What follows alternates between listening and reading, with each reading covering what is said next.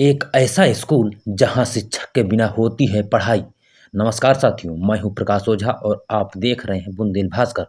शिक्षक हैं युग निर्माता, छात्र राष्ट्र के भाग्य विधाता का स्लोगन देने वाले शिक्षा विभाग के स्कूल में जब युग निर्माता ही नहीं तो छात्र राष्ट्र के भाग्य विधाता कैसे बनेंगे। चित्रकूट जनपद के विकास खंड रामनगर के बीआरसी परिसर में स्थित एक ऐसा स्कूल जहां पिछले सत्र से एक शिक्षक ही 5 क्लासों की जिम्मेदारी अकेले संभाल रहा है। बड़ी बात यह है कि बीते 3 दिनों से वह भी अवकाश में है, लेकिन विद्यालय में बच्चे लगातार आ रहे हैं। हम बात कर रहे हैं उच्च प्राथमिक विद्यालय रामनगर प्रथम की, जहां बीते 1 साल से एक ही शिक्षक पूरे स्कूल की जिम्मेदारी संभाल रहा है। इस विषय पर हमने खंड शिक्षाधिकारी से बात की। जानकारी के मुताबिक एक ही शिक्षक की नियुक्ति है और वो शिक्षक भी 2 दिन से अवकाश में है।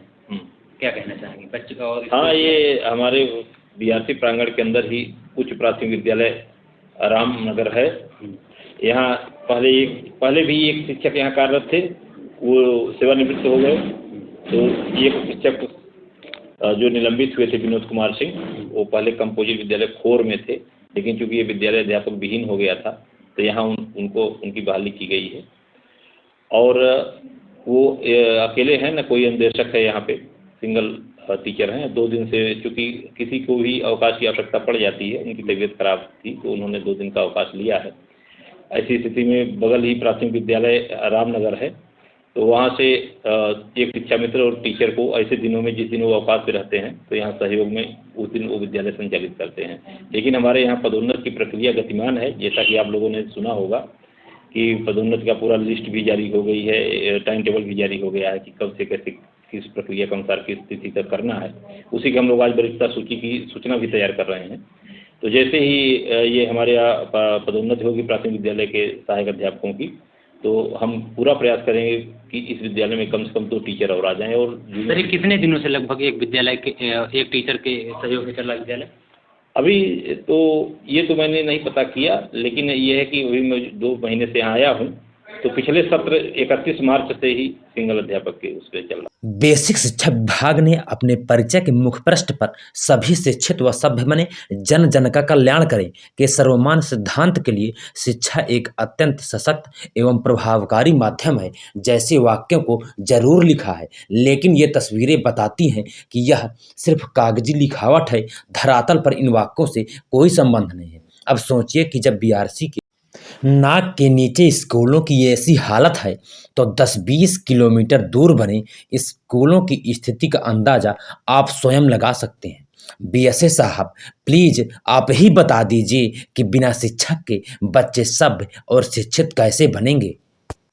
हमने जब बच्चों से जानकारी लेनी शुरू की तो 8वीं क्लास के बच्चे एलिफेंट और एरोप्लेन की स्पेलिंग तक नहीं बता सकते।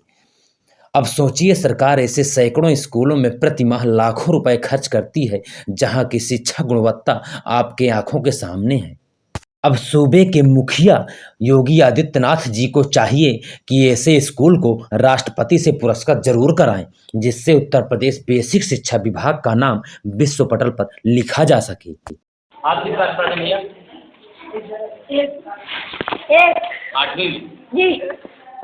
क्या नाम है आपका? आशीष कुमार। आशीष कुमार जी सर। पहाड़ा कहाँ लगाता है? 10 का। 10 तक। जी सर। एलिफेंट की स्पेलिंग क्या होती है? एलिफेंट की? एलिफेंट मीन्स होता क्या? हाथी। हाथी होता है। जी। हाथी देखे हैं? जी सर।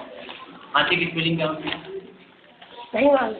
नहीं मालूम। वहीं बगल में स्थित प्राथमिक विद्यालय रामनगर है, जहां क्लास के समय बच्चे धूल खेलते नजर आए और टीचर गप सड़ाका करते हुए।